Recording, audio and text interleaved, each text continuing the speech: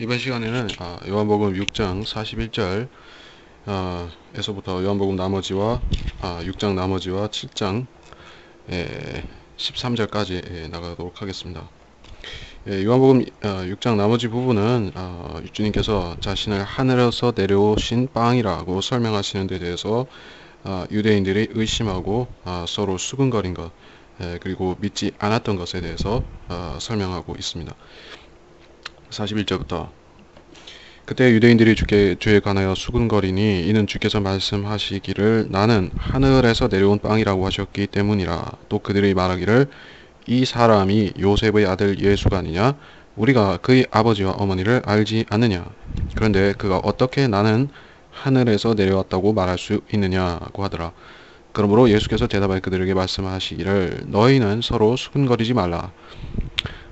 나를 보내신 아버지께서 이끌어주지 아니하시면 아무도 내게로 올 수 없느니라. 그리고 내가 그를 마지막 날에 살리리라. 선지서들에 기록되기를 그들이 모두 하나님께 가르침을 받으리라고 하였으니 아버지께로부터 듣고 배운 모든 사람들은 내게로 오리라. 아버지를 본 사람은 아무도 없으나 하나님으로부터 온 사람만이 아버지를 보았느니라. 진실로 진실로 내가 너에게 말하니 나를 믿는 사람은 영생을 가졌나니 나는 그 생명의 빵이라. 자, 이 41절에 주께서 말씀하시기를 하늘에서 내려온 빵이라 했기 때문에 유대인들이 수군거렸습니다. 그분이 주님께서 하늘에서 내려오셨다 한 것은 문자 그대로 주님께서 성육신, 성령을 통하여서 처녀 마리아에게 잉태되셔서 태어나신 것, 성육신, 처녀 출생을 가리켜서 하늘에서 내려왔다. 사람의 씨, 아담의 씨, 아담으로부터 태어난 사람들을 그 입에서 나온 씨들이죠. 아담의 씨니까 땅에 속한 씨입니다. 그리고 이 지구상에서 하늘에서 내려온 하나님의 씨로 출생하신 분은 주 예수 그리스도 밖에는 없다 하는 것입니다. 우리는 지금 성령을 통하여서 성경에서 이 초자연적인 지식을 전해받아서 믿는 사람들, 즉 거듭난 그리스도인들은 이것을 사실로 받아들이는 것입니다. 처녀 출생도 사실이요, 성육신이 사실이라고 그렇게 받아들이고 있습니다. 그러므로 예수 그리스도의 신성을 인정한다는 것은 그분이 정말로 하늘에서 내려온 분이다 하는 사실을 믿느냐, 아니면 믿지 못한다면은 그는 구원받지 못한 것입니다. 그래서 주님은 유대인들에게 알려지기는 요셉의 아들로 알려져 있었습니다. 근데 하늘에서 내려왔다고 하기 때문에 의심을 불러 일으킨 것입니다. 41절에 그렇고 42절에 이 사람이 요셉의 아들 예수 아니냐? 그렇죠. 유대인들이 알고 있기로는 요셉의 아들이었습니다. 그래서 주님 자신은 한 번도 자신이 요셉의 아들이라고 인정하신 적이 없어요. 성경도 그렇게 기록하고 있습니다. 유대인들이 그렇게 알고 있었다 하는 대목에서만 요셉이 주님의 부친이었다고 그렇게 언급이 되지만 그건 사람들이 잘못 그때 알고 있었던 것이고,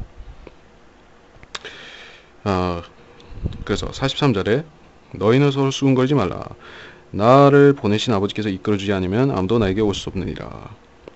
자, 이게 무슨 말인가? 아버지께서 이끌어 주셔야 주님께로 갈 수 있고 그러면 구원을 받을 수 있다 이런 얘기인데, 그러면 이 시대에 우리가 이 말씀을 적용하자면은 이미 예수 그리스도를 믿은 사람들, 자기가 구원받은 사람들은 구원받기 전에 아버지께서 그를 예수님께 인도해 주셨다 그렇게 믿느냐 하는 것입니다.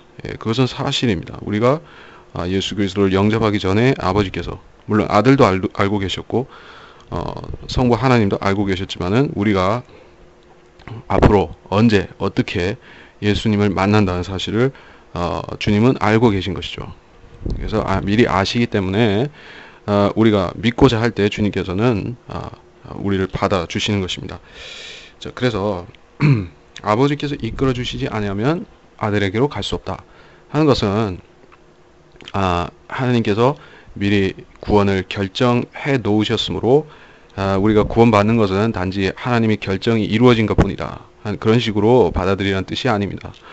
그것이 바로 그렇게 생각하는 것이 바로 저항할 수 없는 은혜라. 칼빈주의자들이 쓰는 용어가 그것입니다. 그래서 무조건적 선택이 있고 제한적 속죄라는 것이 있습니다. 그것이 칼빈주의의 5대 교리 중에 있는데 그래서 그걸 조합하면은 저항할 수 없는 은혜로 믿어야만 됩니다. 그 저항할 수 없는 은혜라는 것은 그 칼빈주의자들이 생각하기로는 사람의 의지가 부패했기 때문에 사실은 성경에 사람의 의지가 부패했다는 것은 없습니다. 사람이 영이 죽었기 때문에 선한 일을 행할 수 없는 것이지 의지는 살아 있습니다. 그렇기 때문에 무조건적 은혜를 받아야 되는 것이 아니라 저항할 수 없는 은혜를 받아야지 구원을 받는 것이 아닙니다. 은혜는 항상 하나님께서는 모든 사람에게 구원받은 사람이건 아닌 사람이건 간에 하나님의 은혜는 보여주시는 것이에요. 하나님의 은혜가 없다면 어떤 사람도 살아있을 수가 없는 것이에요. 그치? 살아있고 이 땅에서 풍성히 누리고 이 땅에서 건강하게 살고 그래서 즐기거나 누리거나 행복한 이런 모든 것들이 하나님께서 사실 주신 것들이라.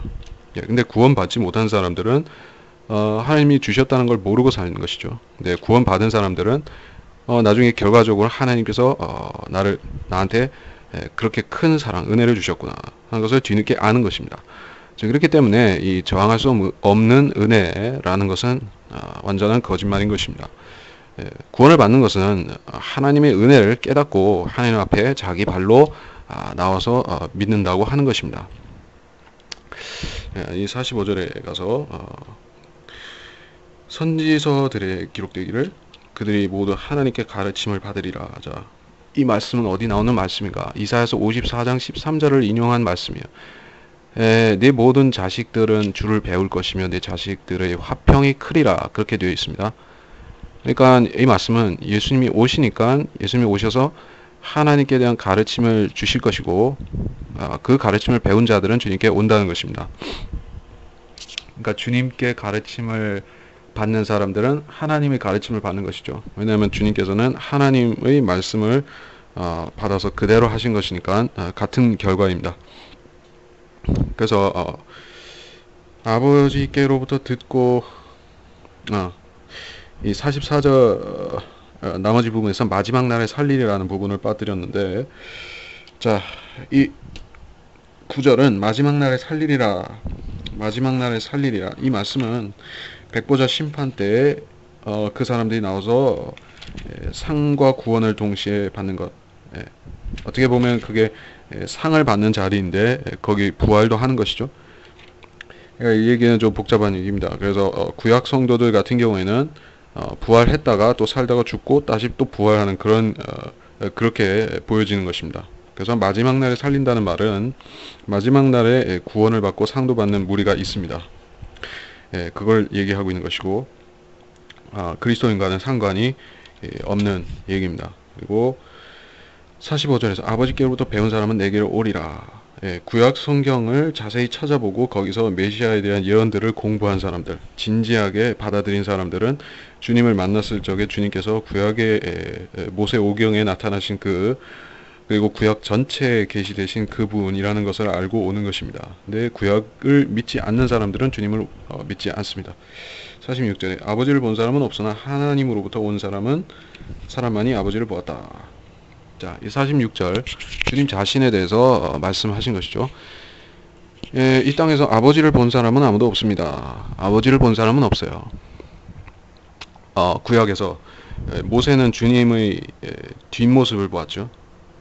주님께서 자신의 영광을 보여주시면서 뒷모습만 보라고 하셨습니다. 근데 모세가 본 주님의 뒷모습은 주의 천사였을 가능성이 높습니다. 왜냐하면 주의 천사가 구약에 자주 나타났기 때문이고 그것은 주님께서 성자 하나님으로서 성육신 하시기 전에 사람들에게 천사의 모양으로 나타나셨던 그것입니다. 그래서 아버지를 본 사람은 없는 것이에요. 실질적으로 아버지, 불멸하시는 그분, 하나님이 사람의 몸, 혼, 영이 있는데 그 중에서 혼은 볼 수 없고 느낄 수도 없는 것이죠. 그러니까 사람의 눈으로는 이 혼을 보거나 느낄 수 없는데 존재하는 것입니다. 그리고 영은 느낄 수는 있는 것이죠. 그리고 이 혼은 볼 수도 있고 만질 수도 있는 것이죠. 근데 하나님은 볼 수 없고 만질 수도 없다.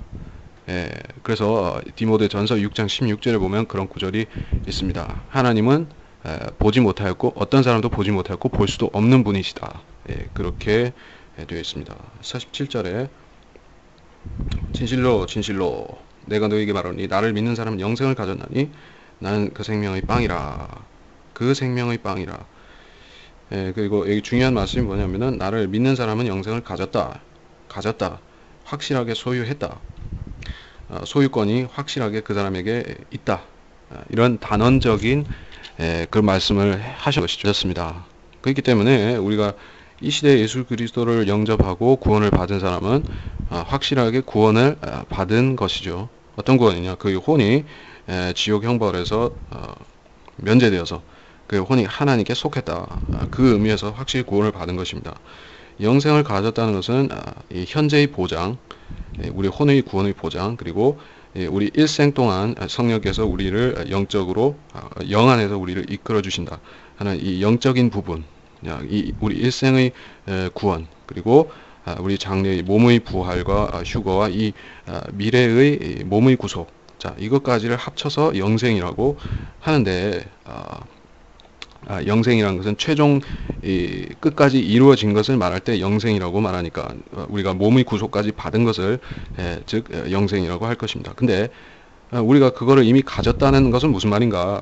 우리가 아직 부활하지도 않았는데 우리가 영생을 소유했다 말할 수 있는가? 왜냐하면은 성령께서 약속하셔서 보증하신 것, 우리 몸의 구속을 보증하신 것은 이미 받은 것이나 같은 것입니다. 주님께서는 알파와 오메가이신 하나님이시여 현재 과거 미래가 같으신 분이기 때문에 우리한테 보장하시고 확실히 주겠다 약속하신 것은 이미 받은 것으로 여기도록 그렇게 말씀하신 것입니다. 그래서 받은 영생은 앞으로 이루어지지만 우리는 이미 받은 것입니다. 자, 우리 이런 개념을 알아야 될 것입니다. 그래서 48절에 나는 그 생명의 빵이라 이렇게 말씀하셨습니다. 그래서 이 만나와 비교를 하고 있습니다. 이 유대인들이 먼저 만나 얘기를 꺼냈던 것이죠. 당연히 꺼낼 만한 얘기였습니다. 그리고 주님께서는 설명해 주십니다. 너희의 조상은 광에서 만나를 먹고 죽었으나 이것은 하늘에서 내려온 빵이니 그것을 먹는 자는 죽지 아니하리라.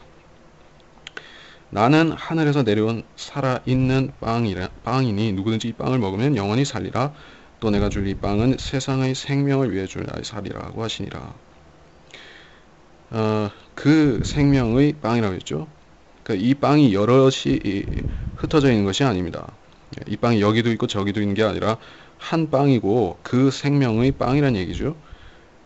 그리고 이 빵은 주님께로 와야지 먹을 수가 있습니다. 왜냐하면 주님 자신이 이 생명의 빵이기 때문에 이 빵은 부처나 마호메트나 공자나 아니면 조로아스터나 아니면 크리슈나나 이런 데 가서 받을 수가 없는 빵입니다.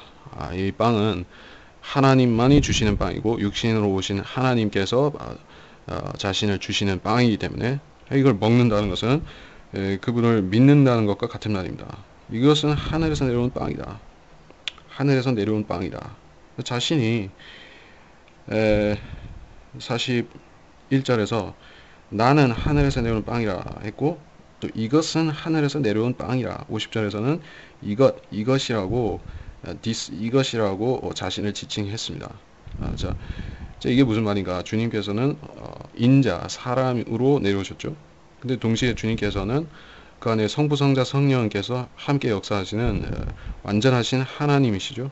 그리고 이것은 사람들이 먹고 영생을 누리는 진리이기도 한 것이죠. 진리는 성경 말씀. 그렇기 때문에 우리는 성경 말씀 그러니까 이 말씀들 이것을 우리가 먹으면은 우리가 영생을 얻는 것이죠. 그리고 동시에 우리는 주님께 참여하게 되는 것입니다. 그런 의미가 있기 때문에 사물을 가리키는 이것이라고 한 것이에요. 이것은 살아있는 빵이면서 주님 자신인데 또한 이것으로 불리는 또 먹을 수 있는 빵이죠. 그것을 먹는 자는 죽지 아니하리라. 51절 나는 하늘에서 내려온 살아있는 빵이니 자, 이렇게 주님께서는 자유롭게 이것이라고 했다가 나는이라고 했다가 이렇게 말씀하실 수가 있습니다. 주님께서는 모든 사람에게 이거를 동시에 주실 수가 있는 것이에요. 지구상에 가령 한 1억 명의 사람이 한꺼번에 이 빵을 달라고 요구해도 주님은 주실 수가 있어요. 왜냐하면 주님은 편재하시기 때문에 성령으로께서도 편재하시고 주님 자신도 편재하신 것이 어디든 계실 수가 있는 것이에요. 그래서 수억 명이 한 번에 이 생명의 빵을 달라고 해도 주신다. 즉 구원을 받을 수 있다는 것이죠. 그래서 나는이라고 하셨고 그것도 되는 것이요. 어디든 있을 수 있다. 나는 하늘에서 내려온 살아있는 빵이니 이 빵을 먹으면 영원히 살리라. 이 빵을 먹으면 영원히 살리라. 자, 이 말이 무슨 말이냐?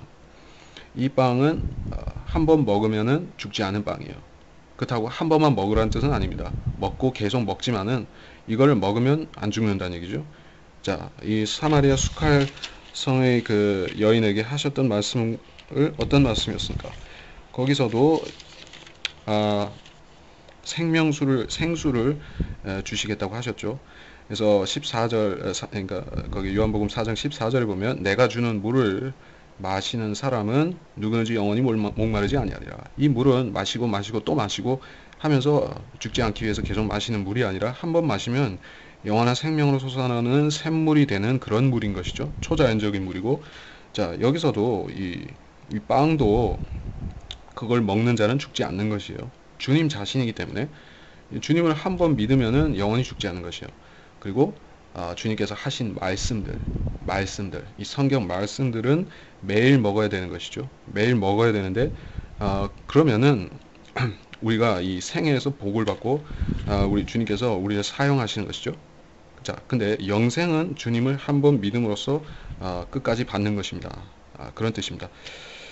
그렇기 때문에 일회적으로 먹더라도 죽지 않는 것입니다. 51절에 나는 하늘에서 내려온 살아있는 빵이니 누구든지 이 빵을 먹으면 영원히 살리라. 계속해서 강조 또 강조를 하십니다. 살아있는 빵이 나다. 그리고 이 빵을 먹으면 영원히 산다. 자, 여기서 또 이 빵은 나의 살이라 이렇게 했습니다. 세상의 생명을 위해 줄 나의 살 이렇게 말씀을 하셨습니다. 자, 여기서 문제가 생기는 것이죠. 주님의 말씀을 육신적으로 받아들이는 사람들은 여기서 넘어져 버리는 것이죠. 살이라고 했으니 주님께서 자신의 살을 베어 먹으라는 뜻으로 하신 말씀인가? 자, 만일에 그런 뜻으로 주님이 말씀하셨다고 하면은 주님은 그렇게 말씀하시고서 이 자신의 살을 베어서 사람들에게 나눠 주셨던 것입니까? 그렇게 하지 않으셨습니다. 주님께서는 사람의 살을 먹으라고 하신 것이 아닙니다. 주님의 살도 살이죠. 주님께서 십자가에 죽으셨을 적에 물과 피를 쏟으셨고, 자, 그 몸은 무덤에 가셨죠. 근데 썩지는 않았습니다. 주님은 죄가 없으셨기 때문에. 하지만 죄가 없는 몸이라 치더라도 사람의 인자의 살인 것이죠. 사람의 살을 어떻게 먹으라고 주겠습니까? 그렇기 때문에 52절에 유대인들이 자기들끼리 다투어 말하기를 어떻게 이 사람이 자기 살을 우리에게 먹으라 줄 수가 있겠느냐 이렇게 말한 것은 어쩌면 당연한 반응인 것입니다. 영적인 것을 모르는 사람들은 이렇게 대답하게 됩니다. 예수께서 그들에게 말씀하시기를 진실로 내가 너희에게 말하노니 너희가 인자의 살을 먹지 않고 또 그의 피를 마시지 않으면 너희 안에 생명이 없느니라. 주님께서는 일부러 쉽게 말씀을 안 하신 것이에요. 살을 먹으라고 했으니 사람들이 어떻게 받아들이겠는가? 여기서 어떤 교리가 나왔는가 하면 로마 카톨릭의 미사 교리가 여기서 나온 것입니다. 그래서 빵과 포도주가 예수 그리스도의 살과 피가 된다고 그렇게 가르칩니다. 어떻게 피가 될 수 있고 살이 될 수 있는가 하면은 그 카톨릭 사제들이 일요일 아침마다 그 로마 카톨릭 사제들이 성당에서 그 의식을 행하는 것이죠. 그 주님의 최후의 만찬 의식을 흉내내는데 라틴어로 하게 됩니다. 라틴어는 뭐 라틴어 얘기를 길게 할 건 아니고 이 라틴어라는 말은 구 라틴 성경이 있고 또 카톨릭이 변개한 라틴 벌게이트가 있는 것이죠. 그래서 이것은 72년과 이 변개된 사본에서 나왔다. 그래서 이 라틴어 성경은 역사적으로 보건대 별로 복음을 전파하는 데 있어서 별로 역할을 못했습니다. 별로 역할을 못했죠. 왜냐하면 초장부터 다 변개가 되어버렸으니까는 구라틴 성경은 일부 쓰였지만은 이 라틴어로 하는 이유가 있어요. 이 라틴어는 신부들이 사용하죠. 또 각종 주문을 외우는 데 사용되는 것이죠. 그리고 이 말은 로마 제국의 공식 언어이기도 했었죠. 헬라어도 썼지만 라틴어가 주종이었었던 것이죠. 그렇기 때문에 이 언어는 이 마귀 숭배와도 관련이 깊은 것입니다. 각종 주문들. 그래서 그런 주문을 외우면은 사람의 피와 살로 변한다. 이것이 바로 블랙 매직인 것이죠. 흑마술입니다. 그래서 가톨릭 사제들이 하는 것은 흑마술이다. 뭐 백마술이라고 해서 선한 마술이 아니고, 근데 이 흑마술이라는 것은 아주 그 마귀가 비밀 의식을 통해서 사람들을 이 비밀 결사 집단으로 끌어들이는데 사용하는 마술이 흑마술입니다. 그래서 사람을 죽여서 제사를 바치기도 하고 그런 의식을 행합니다. 그래서 인자의 살을 먹고 피를 마신다는 것을 실제로 받아들이면은 이것은 마귀의 그런 신비를 행하게 되는 것이다. 이걸 알아야 되겠습니다. 54절에 내 살을 먹고 피를 마신 자는 누구든지 영원한 생명을 가졌나니 내가 그를 마지막 날에 살리리라. 마지막 날에 살리리라. 또 이 말씀이 나오죠. 그래서 이 마지막 날은 백보자 심판 날이다. 그리고 우리 같은 경우에는 문자적으로 이렇게 할 수도 없고 해서도 안 되는 것입니다. 이 당시의 사람들도 그렇게 할 수 없고 해서는 안 되는 것이요. 사람의 피와 살은 먹고 마실 수 없는 것이다. 대신에 그렇게 할 수 없으니 이 말씀대로 하려면 어떻게 해야 되는가? 주님의 살 같은 것이 무엇이고 주님의 피 같은 것이 무엇이닌가? 즉 여기서 비유해서 살과 피에 비유해서 하시는 대상이 무엇인가 하는 것을 우리가 깨달아야 되는 것이죠. 즉 이것은 말씀하시기를 주님 자신을 믿으라는 뜻이죠. 그러니까 주님의 사상을 본받으라 혹은 주님의 철학을 믿으라 그런 뜻이 아니죠. 주님의 어떤 주님의 학문을 믿으라, 주님이 가르치신 어떤 그런 종교를 믿으라 하는 뜻으로 하신 말씀이 아니잖아요. 여기서 피와 살이라고 했으니 주님 자신을 믿으라는 뜻입니다. 그러니까 주님 자신, 주님이 머리끝에서 발끝까지 주님 자신이 곧 하나님이시고 육신을 오신 하나님이시니까 주님을 보고 믿으면은 그것은 전부 올바르게 믿는 것입니다. 그리고 주님을 흉내 내려고 한다든지 주님을 따르는 척하면서 흉내만 내는 사람들, 유다 이스카리옷 같은 사람들은 주님을 먹고 마시는 사람이 아니죠. 주님 안에서 주님과 교제를 갖는 사람이 아닙니다. 그래서 먹고 마신다는 것은 주님과 친밀한 교제를 가진다 하는 뜻입니다. 어떻게 그런 교제를 가질 수 있는가? 55절에 내 살은 참된 양식이요 내 피는 참된 음료임이라. 참된 이라는 의미가 무슨 뜻인가? 참된이라고 했죠. 그렇다고 해서 진짜 사람의 배를 채우는 그런 빵이거나 목마름을 해소하는 그런 음료라는 뜻이 아닙니다. 주님의 피를 빨대 꼽아서 쪽쪽 뽑아 먹으라는 소리가 아니죠. 그래서 이게 문자적 의미가 될 수 없는 것은 성경이 분명히 사람의 애를 먹고 마시라고 하지 않았기 때문입니다. 사람의 피를 마셔서는 안 되고 고기를 먹어서는 안 됩니다. 그는 인간 세계의 상식이기도 하죠. 성경도 그렇게 가르칩니다. 율법에서도 그렇고 신약에서도 그렇습니다. 그 이유를 굳이 설명할 필요가 없는 것이죠. 그것은 사악한 짓이기 때문에 안 하는 것입니다. 56절에 내 살을 먹고 내 피를 마신 자는 내 안에 거하며 나도 그 사람 안에 거하느니라. 그래서 이것이 영적인 살과 영적인 피라는 얘기인데 어떻게 그것을 먹고 마실 수가 있습니까? 계속 설명하지만 끝에 가서 해답이 나오는 것입니다. 자, 이 의문을 해소하는 것은 끝에 가서 나옵니다. 57절에 살아계신 아버지께서 나를 보내주셨고 내가 아버지로 말미암아 사는 것 같이 나를 먹는 그 사람 역시 나로 말미암아 살리라. 이것은 하늘에서 내려온 빵이라 너희 조상이 만나를 먹고 죽은 것과 같지 아니하니 이 빵을 먹는 자는 영원히 살리라 하시니라. 이런 일들은 주께서 카퍼나움에서 가르칠 때 회당에서 말씀하신 것이라. 그때 주의 제자 중 많은 자들이 이 말씀을 듣고 말하기를 이 말씀은 어렵도다 누가 그것을 들을 수 있겠느냐고 하니라. 예수께서는 제자들이 이 일에 관하여 수군거린 줄 속으로 하시고 그들에게 말씀하시기를 이것이 너희에게 거침이 되느냐. 그렇다면 인자가 전에 있던 곳으로 올라가는 것을 너희가 본다면 어찌하려느냐. 살리는 것은 영이니 육은 전혀 무의가 아니라 내가 너희에게 한 말들은 영이요 생명이라. 그러나 너희 중에는 믿지 아니하는 자들도 있느니라고 하시니 이는 예수께서 믿지 아니한 자들이 누구며 자기를 배반할 자가 누구인지 처음부터 아셨음이라. 또 주께서 말씀하시기를 그러므로 내 아버지께서 허락하신 자가 아니면 아무도 내게로 올 수 없다고 내가 너희에게 말하노라고 하시니라. 그때부터 제자들 중 많은 자들이 물러가고 더 이상 주와 함께 다니지 아니하더라.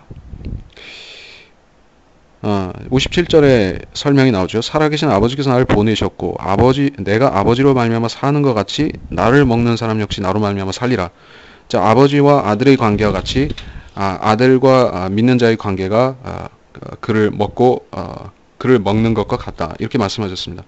자, 이거를 주님께서 아버지를 실제로 먹으시는 것입니까? 실제로 드시는 것인가? 아니면 그렇지가 않습니다. 왜냐하면 아버지는 살과 주님께서는 이 아버지 하나님은 사람의 살 같은 살을 안 갖고 계시죠? 근데 어떻게 먹을 수가 있습니까? 먹는다는 것은 친밀한 교제를 말한다. 함께 나누는 교제를 말한다 하는 뜻으로 하신 뜻이 분명해지는 것입니다.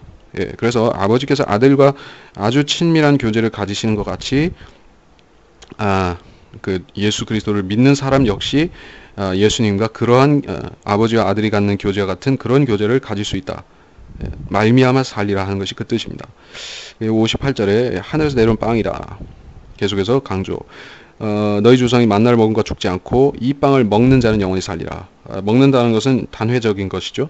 이 빵을 한번 먹었으면 죽지 않습니다. 한번 믿었으면 예수 그리스도를 믿었으면 영생을 영원히 얻습니다. 자, 59절에 이런 일들은 카퍼나움에서 가실 때 회당에서 하신 것이다. 그리고 60절에 이 말씀은 어렵도다. 누가 그를 들을 수 있겠느냐? 제자들의 반응이 지나친 것이냐 아니면은 주님께서 어렵게 말씀하신 것이냐. 주님께서는 어렵게 말씀하셨지만 깨달을 수 있을 정도로 어렵게 말씀하셨습니다. 아주 답이 없는 것이 아니에요. 그렇죠? 그러니까 하나님 말씀을 일찌감치부터 깊이 연구하고 구절구절을 살펴보며 그렇게 연구했던 사람이라고 하면 이 말씀을 듣고 단박에 알 수가 있습니다. 이것은 실제로 할 수 없는 얘기인데 왜 이렇게 말씀하셨을까? 즉, 이 먹으라는 게 실제 뜯어 먹으라는 것이 아니라 믿으라는 뜻이구나. 믿음으로 통해서 그 안에서 교제를 갖는다는 그런 뜻이구나 하는 것을 조금은 알아야 되는 것입니다. 근데 이 사람들은 성경을 그런 식으로 공부한 적이 없는 사람들이죠. 구약 성경을 읽기는 읽었는데 그 사람들을 이 유대인들은 구약 성경을 사건 중심으로 어떤 사건, 어떤 이적들, 하나님께서 이런 만나를 내리는 이적을 행하셨다. 야, 그 사람들은 광야에서 이 빵을 먹고 얼마나 배불렀을 것인가. 농사도 짓지 않고 짐승을 기를 필요도 없이 공짜로 빵을 먹고 살았으니 얼마나 좋았을 것인가. 이런 식으로 생각하는 육신적인 사람들인 것이죠. 그래서 주님께서 하시는 영적인 빵에 대한 말씀도 받아들일 수가 없는 것입니다. 그래서 61절에 너희에게 거침이 되느냐. 그래서 인자가 전에 있던 곳으로 올라가는 걸 본다면 어찌하느냐. 저는 말씀을 했습니다. 인자가 있던 곳으로 올라가는 것은 주님께서 승천하시는 것이죠. 이 빵은 계속해서 인자라는 것을 확인하시는 것입니다. 이 빵은 지금 그들 앞에 차려져 있고 보여져 있고 그들이 와서 먹고자 하면 먹을 수 있습니다. 먹는다는 건 믿는다는 것이죠. 그리고 이 빵은 하늘에서 온 빵이고 다시 하늘로 올라갈 빵입니다. 주님께서 하늘로 올라가시면 어떻게 그 빵을 먹을 수가 있죠?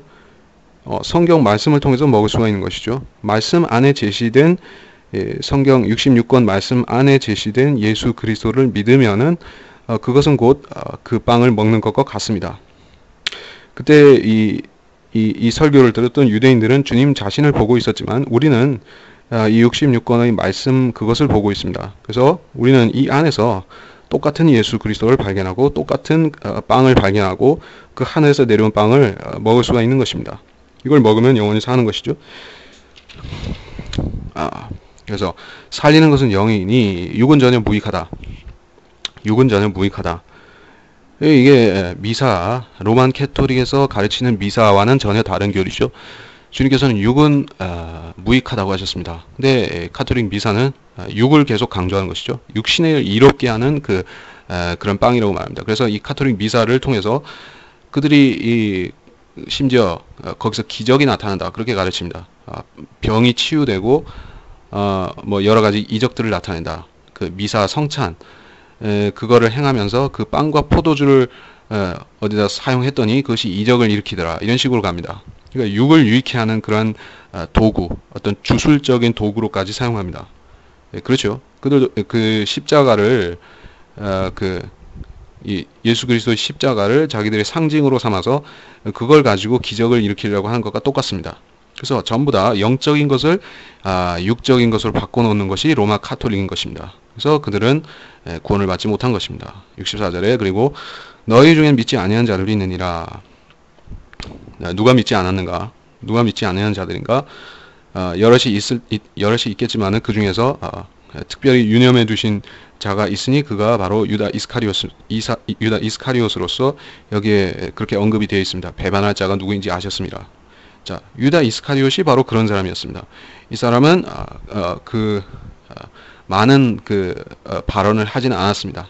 그래서 몇몇 발언들을 했는데 주님 이 발에 향유를 주님이 발에 향유를 부은 그 여인에 대해서 그것을 가지고 가난한 사람들에게 팔아서 돈으로 팔아서 가난한 사람들에게 주었으면 좋았을 것을 그렇게 얘기도 했죠. 그러니까 이 사람은 인본주의자라는 것을 알 수가 있습니다. 사람의 영광을 구하는 자다. 예, 그리고 하나님께 영광을 돌리지 않습니다. 예, 그런 사람이죠. 믿지 않는 사람은 그와 같습니다. 그리고 영적인 것을 육적인 것으로 바꿔버리는 것이죠. 이게 지금 오늘날 사람들이 주로 교회 안에서 믿는다고 하니 예수 그리스도가 아니라 유다 이스카리옷인 경우가 많은 것입니다.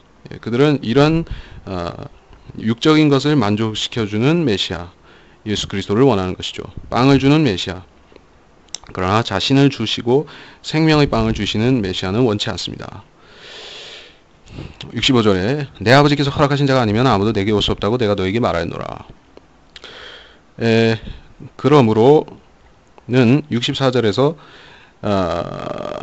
믿지 아니하는 자들이 있었다는 얘기인데 유다 이스카리옷 같은 사람들 내 아버지께서 허락하신 자가 아니면 올 수 없다. 허락하신 자가 누구예요? 여기서 택함 받은 자들이 허락받아서 온다 하는 뜻이 아닙니다. 택함 받은 사람이거나 아니거나 간에 주님 앞에 나왔습니다. 유다 이스카리옷도 주님 앞에 나왔습니다. 아버지 하나님께서 유다 이스카리옷을 선택하셔서 주님 앞에 데려다 놓으신 것이 아니죠. 구원 받았다는 의미에서 유다가 선택받은 게 아닙니다. 그는 단지 주님 앞으로 왔는데 그 안에는 마귀가 주님을 십자가에 넘겨주기 위해서 마련된 계획을 통해서 이 마귀 자신이 이 육신을 통해서 이 주님 앞에 와서 사람의 모양으로 온 것이죠. 근데 그런 유다 이스카리ot이었지만은 택함 받은 것과는 상관이 없어요. 그러니까 모든 사람을 주님께로 하나님께서는 이끌어 주시고 주님께서는 오는 자들은 받아 주시는데 그러나 이 유다같이 스스로 물러나는 자가 있습니다. 예, 주님 당시에 그때부터 제자들 중 많은 자들이 물러가고 주와 함께 다니지 않았다. 그러니까 이 사람들이 바로 아버지께서 예수 그리스도께로 이끌어 주셨지만 자기 손으로 발로 거절하고 떠난 사람들인 것이죠. 예. 67절에 그러므로 예수께서 열둘에게 말씀하시기를 너희도 가려느냐고 하시니 그때 시몬 베드로가 대답하기를 주여 우리가 누구에게로 가오리까? 주님께는 영생의 말씀들이 있나이다. 우리는 주께서 그 그리스도 곧 살아계신 하나님의 아들이심을 믿으며 또 확신하나이다 라고 하니라. 예수께서 그들에게 대답하시기를 내가 너희 열둘을 택하지 아니하였느냐? 그러나 너희 중에 하나는 마귀니라고 하시니라. 주께서는 시몬의 아들 유다 이스카리옷에 대해 말씀하셨으니 이는 그가 열둘 가운데 하나로 주를 배반할 자였습니다. 이 열둘이 남았습니다. 그리고 나머지 제자들은 주를 떠났습니다. 근데 시몬 베드로의 고백을 보면 아주 정석적이고 모범적인 그리스도인의 고백으로 보입니다. 주님께는 영생의 말씀들이 있나이다. 그래서 왜 이게 정석적인가? 말씀들이라고 했죠. 주님께서는 자신이 생명의 빵이라 이렇게 말씀하시는데 베드로는 하나를 배우면 둘을 깨달아서 주님이 생명의 빵이시면 주님께서 하시는 말씀들도 마찬가지로 같은 효력을 갖겠구나. 주님의 말씀을 믿으면은 곧 주님을 먹는 것이구나. 여기까지 배운 것입니다. 그래서 이렇게 말씀을 드린 것이죠. 주님께는 생명의 말씀들이 있나이다. 주님의 말씀들이 곧 아버지의 말씀이요 그 안에 생명이 있다. 그걸 알았던 것입니다. 우리는 주께서 그 그리스도 살아계신 하나님의 아들이심을 믿는다. 그 그리스도라고 했죠. 그렇기 때문에 주님께서는 예수 그리스도, 그렇죠.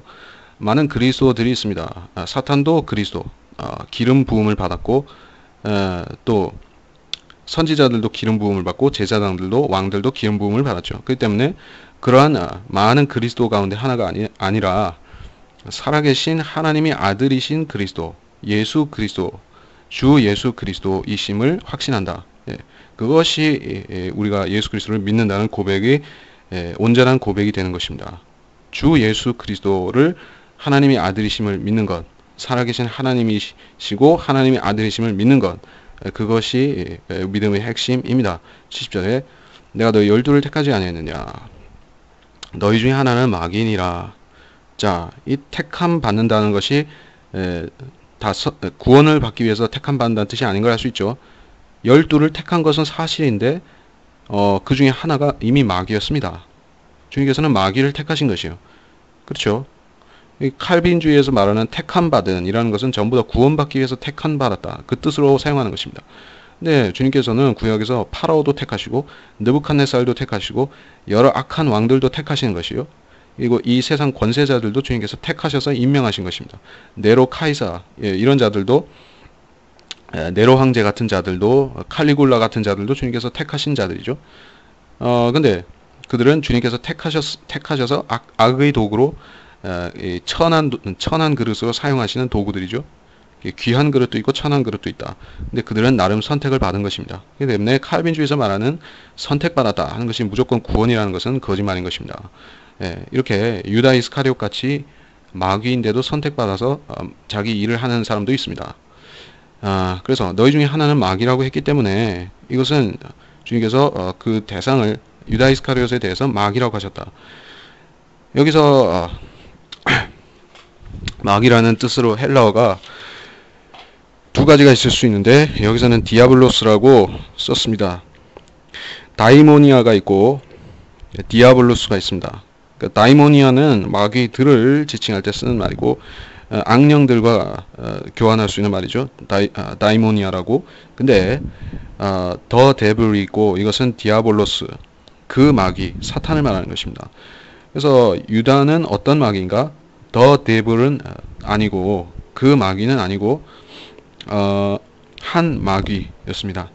그러니까 대문자 디블이었습니다. 그래서 하나의 마귀인데 그럼에도 디아블로스라고 했기 때문에 사탄과 직접 관련이 있는 그런 마귀입니다. 독특한 마귀죠. 그러면 이자는 바로 유다 이스카리옷이 적그리스도가 되는 존재다 하는 것을 우리가 알 수가 있습니다. 왜냐하면 육신으로 나타나는 마귀이기 때문에 그가 다시 쓰임을 받아서 육화된 마귀로서 또 쓰임을 받는 것입니다. 71절에 유다 이스카리옷에 대해 말씀하신 것인데, 자, 이 말은 12 가운데 하나로 주를 배반할 자리라. 그래서 그 구약에도 유다 이스카리옷에 대해서 시편에 여러 예언들이 있습니다. 그 중에 하나를 보면 시편 55장 12절에서 13절에 보면 유다 이스카리옷에 대해서 구체적으로 말씀하셨습니다.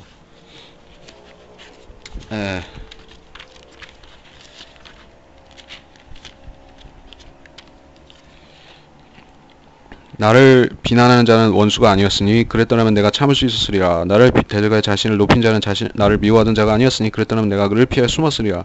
그러나 그는 바로 너로다. 나와 같은 사람이요 나의 안내자여 나의 벗이로다. 우리가 함께 다정하게 의논하였으며 하나님의 집에 사람들과 함께 다녔도다. 사망으로 그들을 덮치게 하고 그들을 산채로 지옥으로 내려가게 할지라. 이는 사감이 그들의 처소와 또 그들 가운데 있음이라.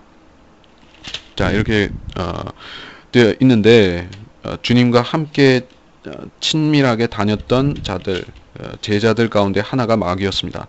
유다 이스카리옷이 자기 정체를 가끔 드러내기는 했어도 진짜 마귀라는 것을 드러낸 것은 주님 죽으시기 직전에 마귀인 것을 드러냈습니다. 그렇기 때문에 제자들도 대부분 모르고 있었던 것이죠. 주님만 알고 계셨습니다. 그래서 그 유다 이스카리옷이라는 영어 단어가 주다스 이스카리옷, 영어로 열쇠 알파벳으로 되어 있죠. 이 13이라는 숫자가 마귀와 관련이 있기 때문에 또 요한복음 13장 13절에 보면 예수님을 선생이라고 부르는 장면이 나오는데 그게 유다 이스카리ot입니다. 그리고 요한복음 13장 13절은 39글자로 되어 있고 13 곱하기 3이죠. 그리고 예수 그리스도와 12사도들을 함께 세면 13이고 유다가 13번째가 되는 것이죠. 13과 관련이 됩니다. 네, 그렇습니다. 그리고 7장으로 넘어가서 이 일들 후에 예수께서 갈릴리에서 다니시고 유대에서 다니시기를 원치 아니하시니 유대인들이 그를 죽이려고 했기 때문이라. 그때 유대인들의 명절인 장막절이 가까웠으므로 주의 형제들이 말하기를 여기서 떠나서 유대로 가소서. 그리하여 당신의 제자들도 당신이 행하시는 일들을 보게 하소서. 자신이 드러나게 알려지기를 바라면서 비밀리에 무엇을 행하는 사람은 아무도 없으니 이런 일들을 하실 바에는 자신을 세상에 나타내 보이소서라고 하더라. 이는 주의 형제들까지도 주를 믿지 아니함이더라. 그러므로 예수께서 그들에게 말씀하시기를 나의 때는 아직 이르지 않았으나 너희 때는 항상 준비되어 있느니라. 세상이 너희는 미워할 수 없으나 나는 미워하나니 이는 내가 세상에 관하여 그 일들이 악하다고 증거하기 때문이라. 주님께서 이제 제자들이 떠난 다음에 유대에서 다니지 않고 계속 갈릴리에서 행하셨습니다.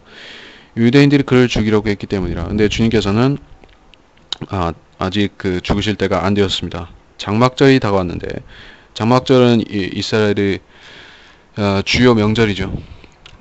이 명절에는 이스라엘 모든 남자들이 주님 앞에 올라와야 되는 것입니다. 그래서 이 장막절이라는 절기는 주님의 지상 재림을 예표하는 그 절기입니다. 그래서 이스라엘의 절기들은 모두 다 예언적인 의미들이 들어 있습니다. 그래서 오순절은 사도행전의 성령 강림이 일어났던 그 절기이죠. 그러니까 교회가 탄생했고 또 거기서 교회가 완성되는 의미도 그 안에 들어 있습니다. 이 오순절은 그렇고 이 장막절은 주님께서 재림하시는 것과 관련이 있습니다. 그래서 이 천년왕국에서 장막절을 기념한다. 스가랴서에 보면은 장막절을 기념하는 그 천년왕국에서 기념하는 것에 대해서 설명이 되기 때문에 이 장막절은 그렇습니다. 주의 형제들이 주님을 믿지 않았습니다. 그래서 주님께 예루살렘으로 가서 이 많은 사람들 앞에서 되도록 많은 사람들 앞에서 기적을 행해서 인정받으라고 그렇게 충고를 합니다. 형제들로서는 그렇게 답답하기 때문에 그렇게 얘기를 했을 수 있습니다. 이 갈릴리라는 지방은 그렇게 번화한 곳이 아니죠. 시골입니다. 시골이고 이 유대에서 특별히 이 예루살렘은 종교적인 중심지이기도 하고 그렇죠. 흩어진 유대인들이 해마다 이 전 지방들에서 이 중근동 지방에서 다 몰려오기 때문에 또 굉장히 번화한 곳이죠. 종교적인 중심지이죠. 그렇기 때문에 선지자로서 자신을 드러내려면 예루살렘에 가셔서 거기서 하시지 왜 이 지방 촌구석인 갈릴리에서 계속 하시는가? 이 얘기를 하고 있습니다. 인간적인 생각이고 그 주님께서 하시는 일의 목적을 조금 오해한 것이죠. 자신이 드러나게 알려지기를 바라면서 한다. 그렇게 생각했습니다. 사실 주님께서는 알려지실 필요가 있었죠. 왜냐하면 주님께서 알려지셔야지 사람들이 와서 주님께 와서 주님을 믿고 구원을 받으니까 알려지셔야 하는 건 사실이에요. 근데 주님께서는 방식과 상관없이 비밀리에 개인적으로 다니시면서 행하시건 그러니까 개인 구령을 하시건 군중 앞에서 설교를 하시건 간에 그거는 주님 필요하신 대로 선택하시고 할 수가 있는 일입니다. 근데 주님을 이들은 가르치려고 하는 것이죠. 많은 사람 앞에서 집회를 하시지 안 하십니까? 이런 식으로 하는 것입니다. 집회라는 것은 유익이 있을 수가 있죠. 그리고 주님께서는 이 많은 이 산상 설교라든지 또 이 오병이의 기적을 행하실 때, 이 많은 군중들 앞에서 행하셨습니다. 근데 많은 이 수천 명 앞에서 설교하신다고 해서 더 많이 구원받는 것은 아닙니다. 왜냐하면 앞장에서 그 일의 결과를 보았었지만은 이 그 빵과 물고기를 먹고 주님 앞에 왔던 그 사람들도 영적인 말씀을 조금 이해하지 못하니까 그들은 물러가 버렸습니다. 그래서 더 많은 사람 앞에서 이야기한다고 해서 그 설교를 더 설득력 있게 듣는 것이 아닙니다. 하나님께서 인도해 주시는 사람들만이 예수 그리스도를 구주로 믿는 것입니다. 그래서 이 사람들은 전부 실격한 것이죠. 믿음이 없었기 때문에 실격하고 실족하고 말았습니다. 이 때문에 이 형제들, 주님의 육신의 형제들이 했던 충고들은 사실은 맞지가 않습니다. 그리고 이해하지 못하고 주님을 배척한 것이나 같습니다. 그리고 6절에서 나의 때는 이르지 않았으나 너희 때는 준비되어 있다. 나의 때가 무엇이고 너희 때가 무엇인가? 여기서 말씀하시기로는 사람들에게 인기가 있고 유명해지기를 바라는 것에 대해서 말씀하신 것입니다. 그래서 너희가 스타가 되고 싶다면, 세상에서 인정받고 싶다면은 그렇게 할 수 있다. 언제든지 그렇게 할 수 있다. 사람들 앞에 어떤 설득력 있는 웅변으로 언변을 가지고 인기를 얻고자 하면은 누구나 언제든지 할 수 있다는 것이죠. 그런 사람 중에 하나가 되려느냐? 그러면 해봐라. 근데 나의 때는 아직 이르지 않았다. 주님께서 세상에서 높여지시고 온 세상이 주님을 따르는 때, 그 때가 언제냐? 주님께서 왕국의 왕으로 통치하시는 그 천년왕국의 왕으로서 오시는 그때 그렇게 될 것입니다. 그때 그렇게 되기 때문에 나의 때는 그때인 것이죠. 너희의 때는 항상 준비됐다. 사람들은 언제든지 자기가 하고 싶은 대로 인기를 얻을 수 있다. 그러나 하나님께서 예수 그리스도께 왕으로서 권세와 명예와 존귀와 부귀를 주시는 것은 때가 있습니다. 천년왕국 때는 정해져 있습니다. 때문에 사람이 그 때를 앞당길 수는 없습니다. 7절에 세상이 너희를 미워할 수 없으나 나는 미워하나니 이는 내가 세상에 관해 그 일들이 악하다고 증거하기 때문이라. 너희는 이 명절에 올라가라. 나는 아직 나의 때가 차지 않았기 때문에 올라가지 않는다. 그래서 주님께서는 세상은 예수 그리스도를 미워합니다. 그러나 주님의 육신의 형제들 너희는 미워할 수 없으나 이렇게 말했습니다. 여기서는 이 너희라고 할 때 주님의 육신의 형제들을 부정적으로 말씀하셨죠. 이 주님의 육신의 형제 자매들이 전부 구원을 받았는지 어쩐지 우리는 잘 모르지만 그 중에서 최소 주님의 형제 야고보라고 불리는 형제가 있었죠. 그는 구원을 받았습니다. 그리고 물론 마리아도 구원을 받았죠. 자, 이게 주님의 형제와 자매들 중에서 믿은 사람도 있고 안 믿은 사람도 있을지 모릅니다. 그건 알 수 없는데, 그래서 이 주님의 육신의 형제들은 연장해서 적용해 보자면은 유대인들 자체가 주님의 육신의 형제 자매들이죠. 육신으로는 그렇습니다. 근데 그 사람들은 세상이 미워할 수 없는 것이에요. 왜냐하면 그 사람들이 세상에 속했기 때문에.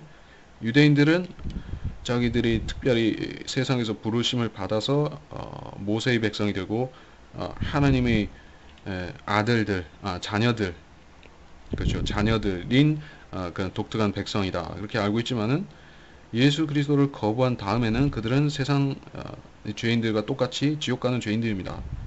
그래서 그들은 구별되지 않는 것이요. 그러니까 아브라함의 씨라고 해서 어떤 특별한 은혜를 입고 하늘나라에 가는 것이 아니다.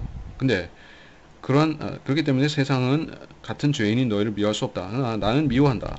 왜냐하면 주님께서는 세상의 어두운 것들을 밝히시는 분이기 때문에, 불의를 밝히시고 이 죄악을 드러내시는 분이기 때문에 죄인들의 속을 밝혀서 말씀하시기 때문에 세상이 미워하는 것입니다. 8절에 이 명절에 올라가라. 나는 올라가지 않는다.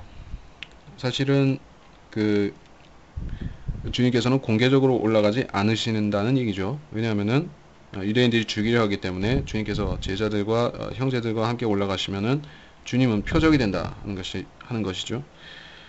9절에 갈릴리에 이 말들을 그들에게 하신 후 갈릴리에 머물러 계시더라. 그러나 그의 형제들이 올라간 후 주께서도 명절에 가셨으나 드러내지 않고 비밀리에 가시니라.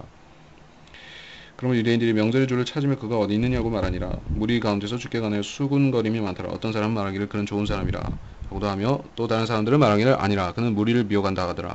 그러나 유대인들을 두려워하기 때문에 주에 관하여 드러나게 말하는 사람이 없더라. 비밀리에 가셨죠.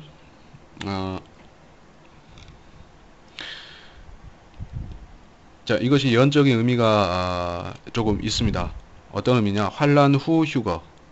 자, 환란 전 휴거는 아니고 환란 후 휴거와 관련이 되는 그러한 문맥입니다. 장막절이 그렇기 때문에 장막절은 지상 재림입니다. 그리고 환란 후 휴거는 지상 재림보다 조금 앞에 있을 것입니다. 근데 실질적으로 환란 후 휴거는 장막절과 관련이 있게 되는 것이죠.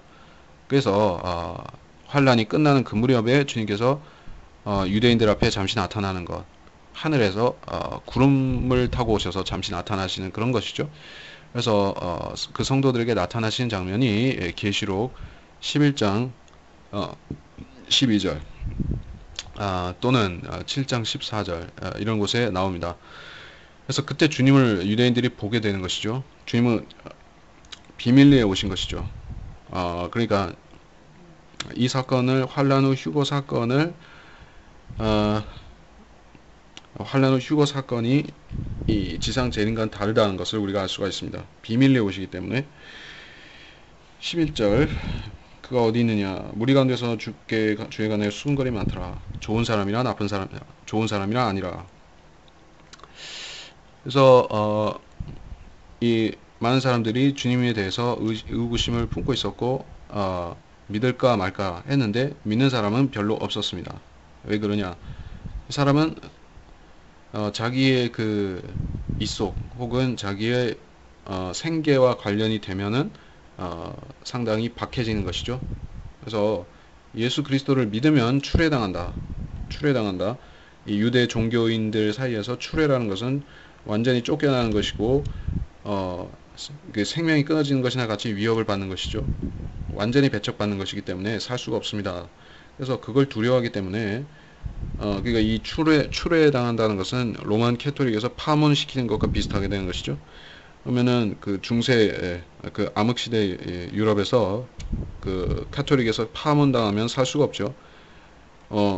거기선 장례도 치러주지 않고 결혼도 할 수가 없습니다. 결혼도 할 수가 없고 아무것도 할 수가 없어요. 그렇기 때문에 그건 아주 저주로 여겨지는 것이죠.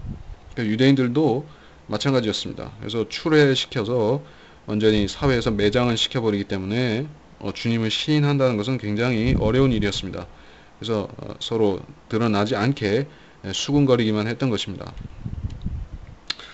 자, 이렇게 해서 여기까지 마쳤습니다.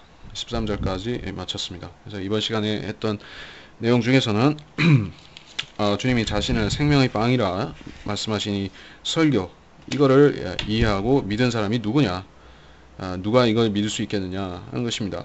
그래서 주님께서는 이것을 그 주님 6월절 만찬에서 이 빵과 포도주를 다시 한번 이 신약 교회에 그 행해야 되는 교리로서 남겨주셨습니다. 그러니까 이것을 기념해서 행하라고 하셨는데 거기에 빵과 포도주, 주님의 살과 피가 등장하는 것입니다. 그 피는 갈보리에서 흘려지신 주님의 피, 하나님의 피, 그리고 그 빵은 그 갈보리 십자가 위에서 찢겨지신 주님의 순수한 그 죄 없는 몸, 그 살, 그거를 기념하라, 기억하라고 하면서 주셨죠. 그래서 그걸 기념하면서 그걸 먹고 마십니다. 먹고 마신다는 것은 주님의 고난의 교제에 동참한다. 주님께서 십자가에서 그렇게 찢기시고 그렇게 물과 피를 쏟으신 것이 그 나와 내 안에서 이루어지고 또 주님과 내 안에서 동시에 이루어진다. 그 의미로서 그걸 믿는다는 의미에서 주님께서 진실로 그렇게 하셨음을 내가 믿습니다. 주님께서는 나를 위해서 물과 피를 흘리시고 주님의 그 몸을 십자가에 들이셨습니다. 한 것을 믿는다는 뜻이죠. 믿음으로써 받아들인 것이에요. 여기서도 요한복음 6장에서도 마찬가지로 예수 그리스도가 하늘에 오셔서 생명을 주시는 빵이라, 주님께서 나와서 이 빵을 먹는 것은 곧 주님을 믿는 것이다. 이렇게 하라는 것입니다. 근데 그렇게 하지 않고 그 실제적으로 그 빵과 포도주를 찾는 사람은 이 유대인들 믿지 않고 의심을 품은 유대인들, 그리고 주님께 왔다가 물러가 버린 유대인들과 같은 것입니다. 육신적인 사람들은 그렇습니다. 거듭나지 못한 사람들은 이러한 말씀, 영적인 것을 절대로 이해할 수가 없는 것입니다. 그러므로 이해하고 또 믿을 수 있었다면 굉장히 복받은 사람인 것입니다. 그러므로 은혜를 감사드리고 기도드리겠습니다. 하나님 아버지, 이번 시간을 통해서 우리에게 주신 풍성한 교훈들, 예수 그리스도의 살과 피가 우리한테 가지는 의미가 무엇인지를 배웠습니다. 주님, 우리는 이 육신의 입으로는 결코 먹을 수도 없으며 마실 수도 없습니다. 왜냐하면 이 땅에 주님의 살, 주님의 피는 전혀 남아있지 않기 때문입니다. 주님께서는 그것을 완전히 흘리셨고 속죄를 이루셨고 하늘 지성소로 그 피를 가져가셨습니다. 우리가 어떻게 그것을 볼 수 있고 어떻게 그것을 우리 것으로 삼을 수가 있습니까? 주님 안에 그것이 여전히 있사오니 우리가 주님 예수 그리스도를 나의 구주로 믿고 영접하면 그때 우리는 이 빵과 포도주의 교제를 갖게 될 것입니다. 주님께서는 그것을 주신다고 약속하셨고 또 풍성히 주시니 우리가 우리 안에 그 생명이 있는 줄을 알고 살면 우리는 이 지상에서 행복한 생활을 살 수가 있습니다. 이것은 한 번 주어지는 것이요 또 주어져서 우리가 먹었으면 다시 빼앗기지 않는 것입니다. 주님과의 교제는 주님과의 이 영적인 교제는 세상 육신적인 빵과 달라서 먹고 또 먹어도 죽을 수밖에 없는 그런 빵이 아닌 것입니다. 주님께서는 생명의 빵이시므로 또 우리가 그것을 먹고 주님 안에 있고 주님이 저희 안에 계시면 우리는 영원한 생명을 얻고 풍성히 얻어서 영원히 살게 되는 줄로 믿습니다. 감사드리며 위대하신 주 예수님의 이름으로 기도합니다. 아멘.